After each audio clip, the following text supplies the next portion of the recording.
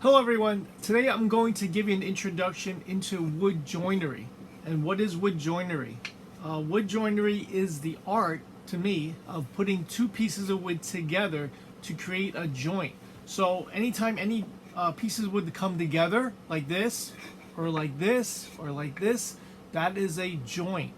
Now, what is like a joint to you? Well, first of all, when two things come together like this, all right, it forms a type of connection between the two.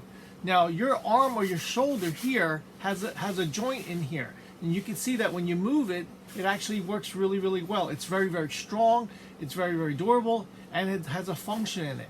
And same thing with wood joinery. We need to make this come together in a very important way, and that is making it very strong. Now, when you choose a wood joint, let's say when two pieces come together, we have to decide on three factors of joinery. When we choose joints, we have to determine what three important things. And the first thing is, all right, what is the purpose of this joint? What are we going to do with it? Are we going to make a table, or are we going to make a chair out of it? It's going to need something that's going to be really heavy. We need to put a lot of weight onto it. It's going to be a cutting board, something very simple, or is it just going to be something like a very simple, easy box like this, okay, which doesn't have a lot of weight into it. So purpose of the joint is important. So what are we going to use it for? The second is, how strong do you want that joint to be? Strength is a consideration. Because sometimes, you need to make it really strong to hold something really heavy on top. And make it really durable to make it last a long time.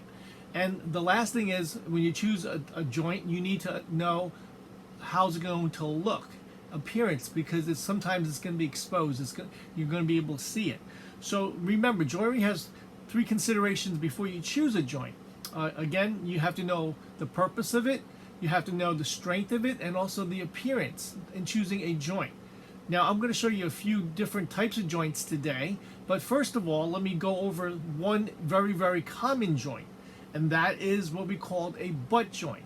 Now, a butt joint is something where two pieces would come together to create a buttress. Now, you're going to find that this is the weakest joint of all.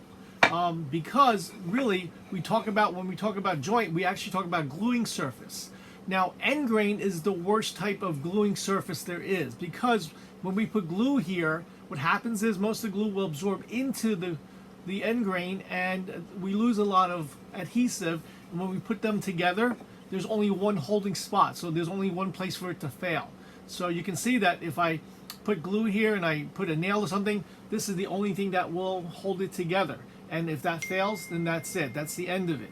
Now, sometimes you're going to find that a butt joint has a number of different types of joint. It has, first of all, we can do an end to a face like this, where this comes together like that. So let me just show you. All right, so it comes like this. All right, this one goes like this, and you can put it along the face of any part of this piece of wood. And this is a butt joint because look, it only has one gluing surface, one, where they all come together. You can see how these two pieces here. Now, you could also have another type of butt joint, which is what we called a little bit stronger, and that is an edge to an edge. So if I want to make this piece of wood wider, you can see how they go together. We could actually glue it together like this. And this is another form of a butt joint. Now, the next type of butt joint that is quite strong is actually an edge to a face. So if I wanted to, I could actually glue a piece of wood this way. But again, only one gluing surface. And the last type I have here is face to face, where if I take two pieces of wood and I glue them together face to face, therefore I can make wood thicker. And that will represent your different common wood joints, butt joints. Now, the worst joint to put together is this, end to end. This will not work because this has an end grain, this has an end grain, and when they come together, that will fail. That is very weak. But there are different ways to get around this, and I'll show you different types of wood joint that will work for this. Okay, so you have to make it a different way. So these are what we call butt joints. And one common project that we made with butt joints are this one right here, the tool tray. Remember this one? So this one here, you can see how we have a butt joint here, okay? And when you make a butt joint, you need adhesive and you need some type of fastening device, either a nail or a screw to give it more reinforcement. Okay, this one here, you have another butt joint here, and this whole project is really made out of butt joints. And you can see how, again, one gluing surface here between these two, and even the handle, one gluing surface, and the bottom also is glued with a simple butt joint. Now, how do we make the butt joint stronger? Let me show you how we could make the butt joint much stronger. So if we have a butt joint that looks like this, how do we make it very strong? Let me just show you. Now here we have a butt joint. So if we put this together like this, only one area will come in contact with each other, and that is a very simple butt joint. Now we said that the butt joints are the weakest joint of all. You're going to find that what's a better way of making this is we make what we call a rabbet joint. So if we took a piece of wood and we make a notch into it like this, so we cut half of it this way, all right, and then we cut it into the other piece like so, we create what we called a rabbet joint. Now a rabbet joint, let's just remove this one here, is an end joint, because look, if I put this piece here like this and they go together just like that, now instead of having one gluing surface, there's now two gluing surfaces. Just make sure to see it with my camera. So you can see two. Now we're going to put glue here and also on this edge. Now this actually makes it very strong. Okay, and this is called a rabbet joint. Now, what if we wanted to make any end to a face here? Okay, we know that this is very weak. So if I wanted to make a bookshelf, all right, most students will put glue here, glue it together, screw it, and nail it, and that's going to fail eventually. You can see how this really eventually, with years, it's going to put weight on it, it's going to drop. Okay, but a better joint is this one here. It is called a dado, and a dado joint looks something like this. Now this one has actually three gluing surfaces. So if I put this piece of wood back in, let me just show you here. Okay, this one is what I want. I want to put it in here. You can see how this goes together like that. And I made this very tight. And what I need to do is just tap it a little bit just to show you. Okay, so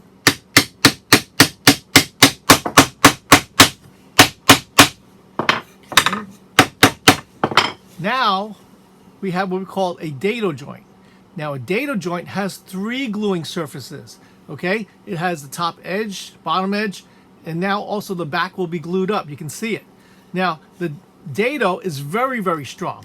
It's so strong that you really don't need any type of nail or fastener. And if you put a nail or a screw in here, you're actually going to lose the beauty of this wood. So really, we really want to hide it. So sometimes when you use any type of joinery, you're not going to need a fastener. You're not going to need any glues or any nails or screws. You're just going to use glue. And you can see how this one, even like this, won't even come out. So it's very strong, and these are two types of joints that are very common in woodworking. And this again is a rabbet on the end here, and this one here is a dado, D-A-D-O. Okay. Another type of edge joinery, instead of a butt joint, as you can see here, is we could actually make, instead of a dado or a rabbet here, we could actually make what we call a box joint. And a box joint is actually something that looks like this. So instead of this, where we remove these two here, we want to increase the number of gluing area. So take a look at this one here. You can see that, look, this one here, I actually cut a little notch into it. Okay, tendon, and there's the little notch that goes in. And when we put this together, now you have more gluing surface together. You can glue here, here, here, and then in addition, you can put glue here and also on the other side. So now this actually makes it much stronger. And that's just with one little tenon in there. Now, we can also change the configuration of it. That one is an offside tenon. This one is right here in the middle, same exact one. Okay, you can see how that one looks like that. And then this one here is a double. It also goes like this. So they all come together, or I can remove them so you can see them. So you can see now this has a much more gluing area. And again, we do not put any nails or any fasteners here. We just use adhesive because we do not want to ruin the beauty of the wood. So just to show you. Again, now you have more gluing surface than just the simple two. And this will make it much, much stronger. So these are tenons. Now, one application of that is we can actually make a toolbox out of it. Okay, just to show you. You can make what we also called a box joint. And a box joint looks something like this. Check out the number of gluing surface we have here. Now, this is a piece of walnut, piece of maple, and that's where I get my a little effect of that little dark and white effect. Nice checkered effect. Okay, so you can see this now has a lot more gluing area for us to put the adhesive in, and this makes it very strong. Now, this is called a box joint, and a box joint is quite unique because of the fact that, look, check it out. This is a box joint. You can see how this is put together, and that's what makes it look really, really nice. And again, this is one form of a joinery when two pieces would come together.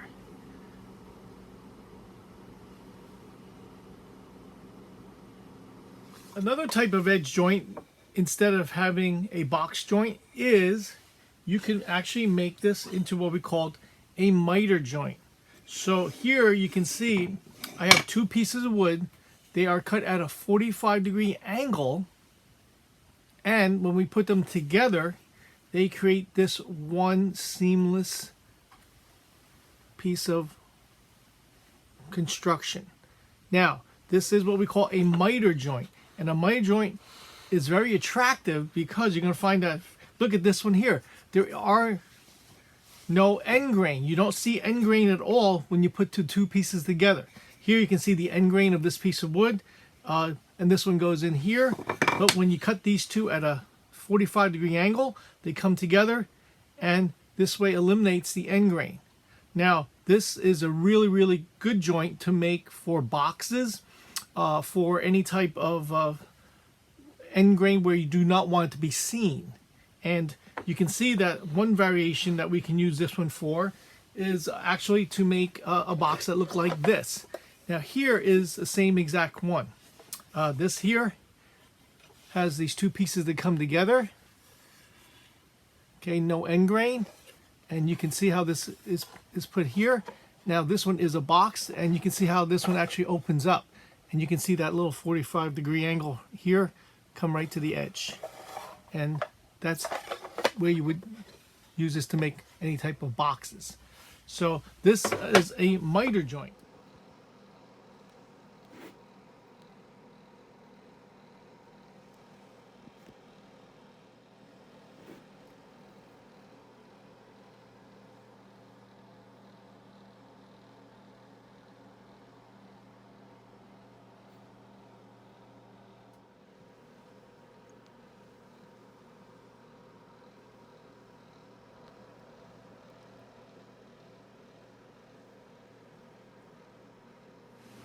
Another good application of miter joints is where we make picture frames.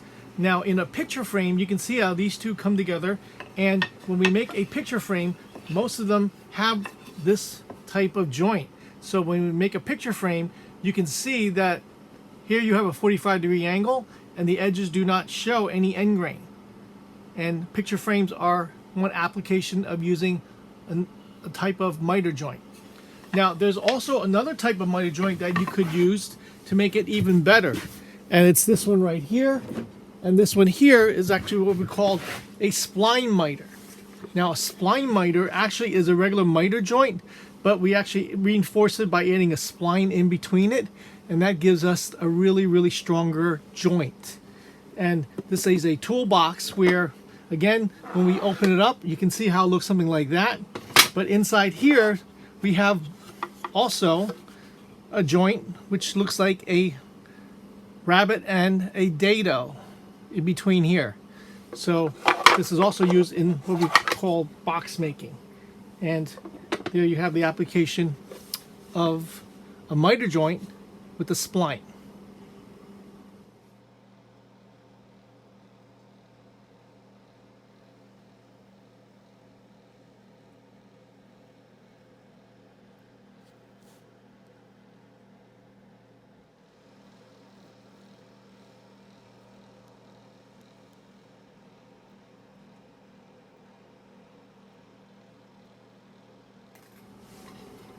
Here you see what we call a dowel joint, and a dowel joint is where we have two pieces of wood. Let's say we wanted to put these two together, let's say edge to edge. We want to glue them, and sometimes when you glue them, you could actually put a dowel between them.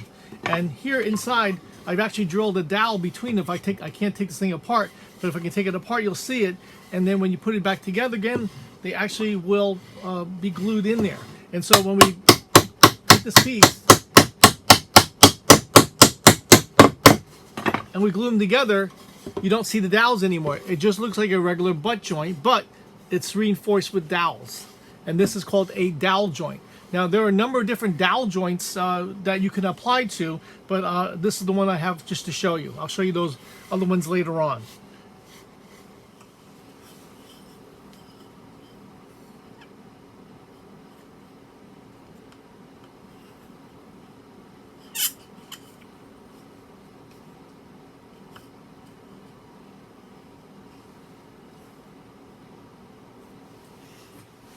One kind of very popular type of wood joint is this one here. This is called a dovetail joint.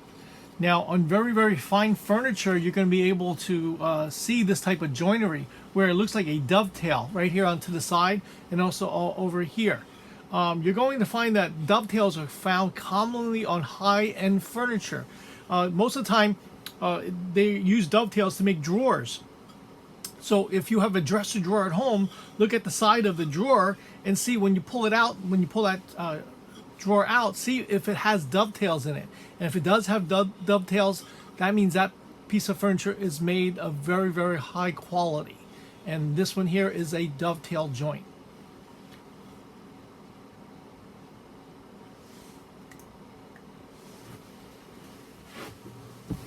Now, in wood joinery, when we make a chair or a table and two pieces would have to come together, let's say if this was the seat or something, this joint has to be very, very strong. It must be strong. And one of the most strongest joints that you could actually make is what we call a mortise and tenon. And let me show you what it looks like. Now, one piece of wood is actually cut like this into a tenon, and the other is the mortise. So here you can see this is an end. One piece goes in here, all right, and one piece fits into the other, just like this. And this has a huge amount of gluing surface, where if we put this piece of wood in here,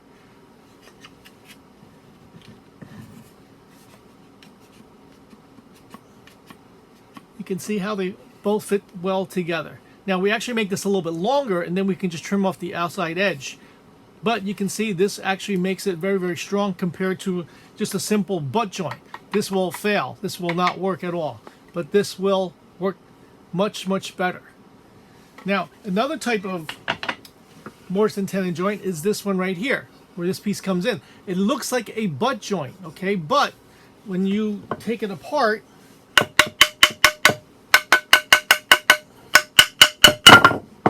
you can see this piece goes into the other.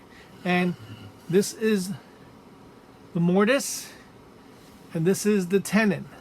And notice the amount of gluing surface, and notice how much stronger that is when we put it together. And this one, I actually have to take a hammer just to tap it in. But when you make it, people don't know that it's a mortise and tenon. They think it's just a regular butt joint. But we, in high quality furniture making, know that that has to come in. And this gives it much, much more strength and durability. Now, you also have another kind here, which actually is a through tenon. You can actually see it. So if I want to show people that I made a mortise and tenon, you can see how it fits in here. But they also cut a little hole in the outside so you can see it, and that accentuates the beautiful work that you put into it. Again, this is a mortise and tenon. Of course, we actually cut the end off a little bit to trim it, to even it out, to make it look flush.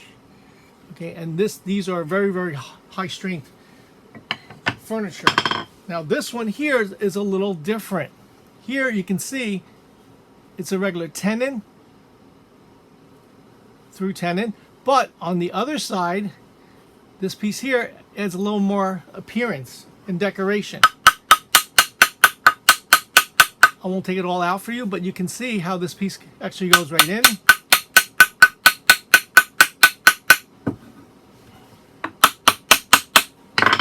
And you can see how this piece actually fits right into here.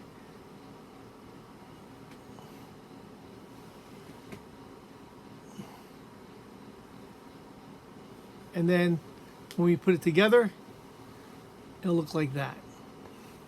Okay, so sometimes joinery does take a little more work to put in, but you're going to find that, you know, you're going to be able to see it.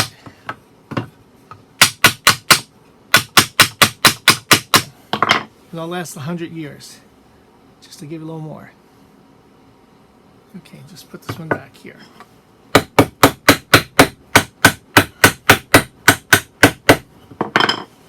It looks like that. Mortise and tenon with an angle. Now, one of the hardest wood joints to make is this one here. This is actually called a three-way miter joint. Now, you have a miter joint that comes in three ways. This is commonly found in Chinese or Asian chair making. And the corner of the chair where the legs, let's say this is the leg, these are the corners, they come to a 45 angle here, or a miter joint.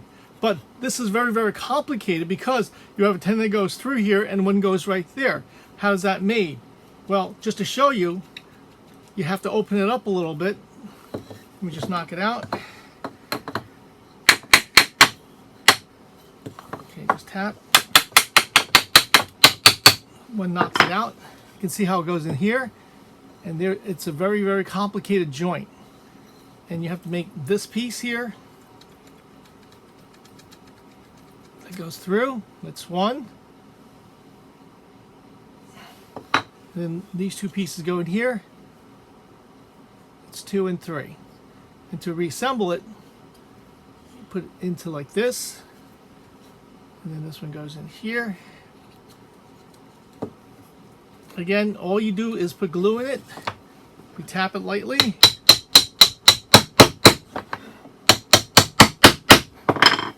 And there you have your three-way miter. Okay.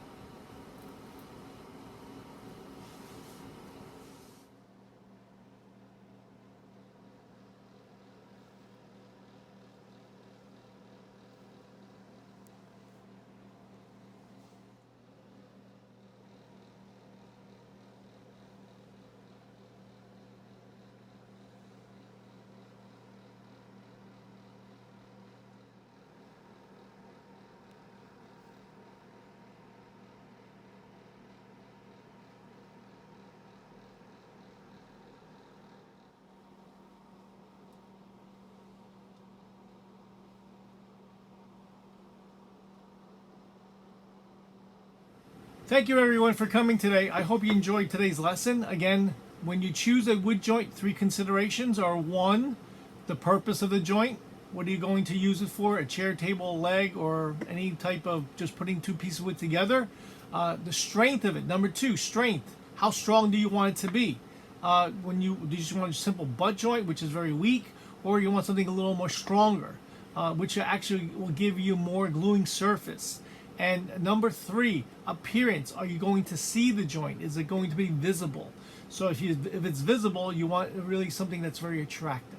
So with that said, take care everybody and have a good day, and I'll see you soon. Take care.